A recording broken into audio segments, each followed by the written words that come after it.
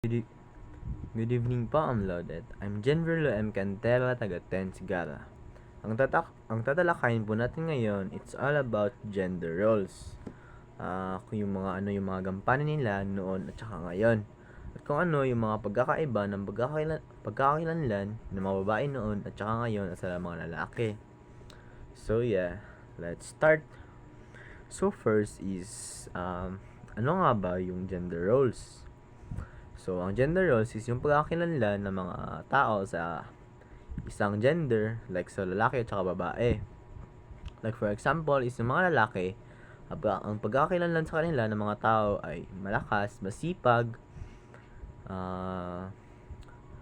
tumatayong padre de pamilya, sila yung nagtatrabaho para sa pamilya, sila yung nagkakayod, at iba pa. Ang pagkakakilanlan naman ng mga tao sa babae ay sila yung gumagawa ng mga gawaing bahay, nag-aalaga ng mga anak, naglilinis ng bahay, like yung mga yung mga hindi masyadong mabigat na bagay o mga trabaho. And yes, yun yung gender roles. And let's talk about naman kung ano yung pagkakaiba ng dati sa ngayon na mga gampanin ng mga lalaki at babae. So yeah, let's start. Dati daw is panahon ng mga sinauna, ang pagkakakilanlan ng mga tao sa babae ay like wala silang masyadong karapatan para lumabas ng bahay kasi nga ang kanilang gampanin lang noon ay nasa loob lang ng bahay. Sila yung gumagawa ng mga gawaing bahay, sila yung nag-aalaga ng mga bata, and sila yung nagluluto tuwing hapunan, agahan, or tanghalian. Like masyadong minamaliit nila yung mga katangian ng mga babae. And dati is ang lalaki naman ay sumobra dahil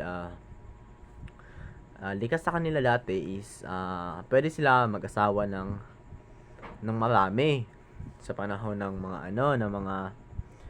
mga Boxer Codex, panahon ng mga Espanyol, nung dumating yung mga Espanyol dito sa Pilipinas. Ayon do sa Boxer Codex, yun pala. Ayon do sa Boxer Codex ay yung mga kalalakihan noon is pwedeng mag-asawa ng marami.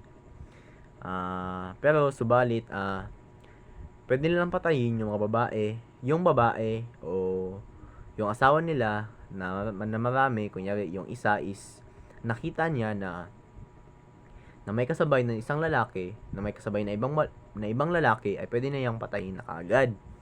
And yun. And masyadong malaki yung karapatan ng mga kalalakihan noon kaysa sa mga babae kasi nga parang tinatapakan ang dignidad ng mga babae noon ng mga lalaki. And ang Boxer Codex ay isang dokumento na tinatayang ginawa noong 1595.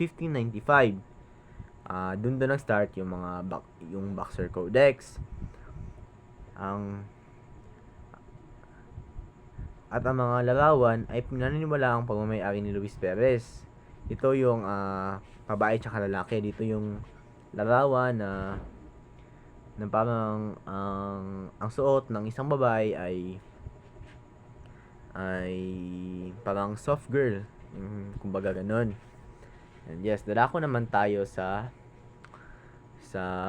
panahon ng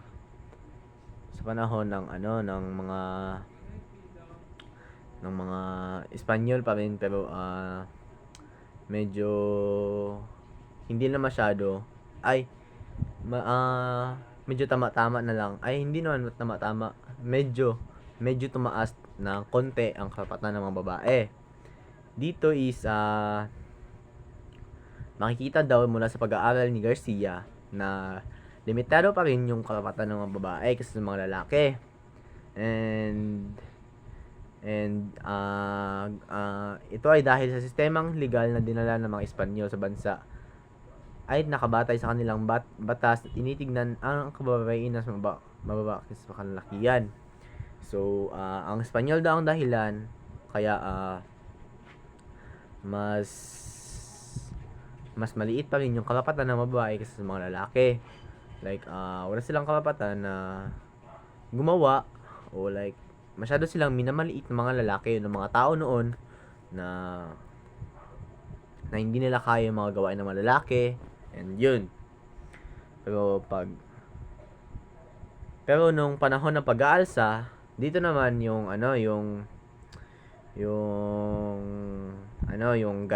yung kabayanihan ni Gabriela Silang. Dito is yung namatay na nung namatay sa gera yung asawa niya na si Diego Silang ay nag-asa din siya sa labanan ng pag-aabuso ng mga Espanyol dati. And na yung sa panahon ng revolusyon ng 1896 ay may mga katipunera tulad ni na Marina Dizon na tumulong sa adikain ng mga katipunero na labanan ng mga abuso ng Espanyol. Si Gabriela Silang at si Marina Dizon. Sila yung tumulong sa pag-alsa o sa pakikipag laban din sa mga sa mga Espanyol dati dahil inaabuso tayo ng mga Espanyol, inaabuso yung mga Pinoy. At sa dito naman yung sa pagdating ng mga Amerikano nung panahon ng mga Amerikano nung pagdating nila sa ating bansa, nagdala ng idea yung mga Amerikano kasi parang nakita nila na inaabuso yung yung karapatan ng mga babae. Nagdala sila ng idea ng kalayaan, karapatan at pagkakapantay-pantay sa Pilipinas. So yun, doon na nag-start yung pagkakapantay-pantay ng pananaw sa babae at lalaki. Ang simula daw nun is yung mga pagbukas ng mga paaralan ay like yung mga bata na lalaki at babae ay pwede nang pumasok sa paaralan. Like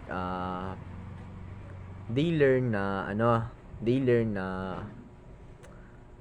something na na pantay yung pagturo ng lalaki at saka sa babae. And yun. And maraming kababaihan daw ay is nakikipag daw sa pamahalaan dati yung sa mga politika. Like 90% daw ay bumoto na ang kababaihan ay bigyan ng pagkakapantay-pantay at ginanap ito noong Abril 30, 1937. Dito na isinulong yung pagkakapantay-pantay ng mga babae at saka lalaki. And yun. And pwede na daw sila kunyari 'di ba? 'Di ba yung dati is maraming may babae na din na presidente kasi nga isinulong na yung pagkakapantay-pantay ng mga kababaihan. And as of now is 'di ba hindi na lang na 'di ba minsan is ang babae pa yung naghahanap buhay, like hindi pareha dati na lalaki palagi. And maraming bagay ang kaya na ng babae na ginagawa ng mga lalaki, 'di ba ganun? So yan, nakakatuwa lang kasi nagkaroon nito na batas o isinulong ito na karapatan ng mga babae. Kasi nga para hindi na din patapakan yung karapatan ng mga babae. And yun. So yun lamang, maraming salamat po.